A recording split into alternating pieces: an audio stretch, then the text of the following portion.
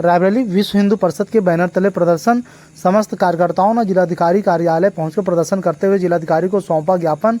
बीते दिनों 12 वफात जुलूस के दौरान सलोन कस्बे में फिलिस्तीन का झंडा फहराने को लेकर समस्त संगठनों में आक्रोश देखने को मिला, जहां आज विवेक सिंह प्रांत मंत्री अवध प्रांत विश्व हिंदू परिषद ने मांग की है कि ऐसे लोगों पर राष्ट्रद्रोह का मुकदमा दर्ज कराया जाए। ये कौन लोग हैं जिन्होंने फिलिस्तीन का झंडा फहराया है और पुलिस ने किन धाराओं में मुकदमा दर्ज किया है, इसकी भी जांच होनी चाहिए। लगातार इस तरह के मामले बढ़ते ही जा रहे हैं, तो इन्हीं मुद्दों को लेकर मेरी शासन और प्रशासन से मांग है, ऐसे लोगों पर गंभीर कार्रवाई की जाए। परिचय दीजिए।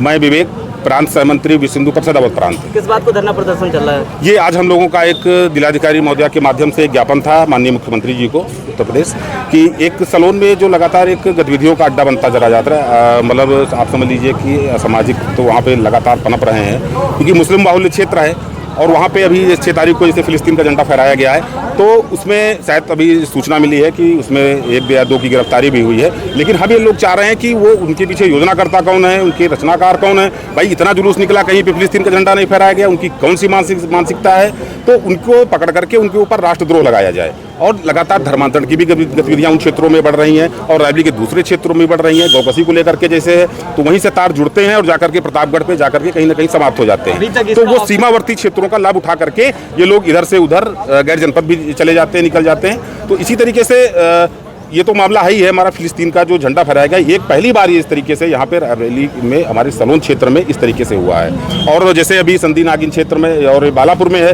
वहाँ पे छोटे छोटे बच्चों का आपके सोशल मीडिया के माध्यम से ही देखा होगा, उनको बरगलाया जा रहा है और उनको धर्म परिवर्तन के लिए बाध्य किया जा रहा है कि हम इस प्रार्थना सभा में जाते हैं, और इस पर कोई अंकुश नहीं रख पा रहा है प्रशासन। सलवन पुलिस ने क्या कार्रवाई की? अभी हमको जैसा संज्ञान में आया है, वहाँ के लोगों से सूचना मिली है कि शायद 1 या 2 लोगों को गिरफ्तार किया है। किन धाराओं में गिरफ्तार किया है ये भी हमको नहीं पता है। औपचारिक बयान है, FIR दर्ज हुई, ऐसी कोई सूचना है आपको? पुलिस द्वारा औपचारिक कोई बयान? देखिए, पुलिस द्वारा अभी हम लोगों के पास ऐसी कोई सूचना नहीं है, लेकिन वहाँ स्थानीय सूत्रों द्वारा ये जानकारी हो रही है, शायद हमारे पास सलोन के क्षेत्र के भी पदाधिकारी हैं, कि 1 या 2 लोगों को शायद उसमें गिरफ्तार किया गया है। बिना FIR की गिरफ्तारी हो गई क्या? तो वही अभी देखना है कि किन धाराओं में गिरफ्तार किया गया है। भाई अगर इसकी तो धाराएं होंगी, अगर आप किसी राष्ट्र गैर मुस्लिम कंट्री का झंडा अपने देश में फहरा रहे हैं, जो कभी यहाँ किसी हो ही नहीं सकता है, और उनकी योजनाएं क्या हैं लगातार की मात्र फिलिस्तीन का झंडा आप फहरा रहे हैं यहाँ पे, तो उन पर राष्ट्रद्रोह का मुकदमा दर्ज होना चाहिए। मांग क्या है आपकी? हमारी मांग ये है कि उनके ऊपर राष्ट्रद्रोह का मुकदमा दर्ज होना चाहिए, और रायबरेली में जो लव जिहाद और लैंड जिहाद या गौ तस्करी के मामले हैं वो बंद होना चाहिए। सबसे बड़ा मुद्दा धर्मांतरण का भी है, जो लगातार महीने में एक बार जो है प्रकाश में कम से कम 15 दिन में आता रहता है। अभी छोटे छोटे बच्चों को देखा होगा चतुर्भुजपुर में, बालापुर में,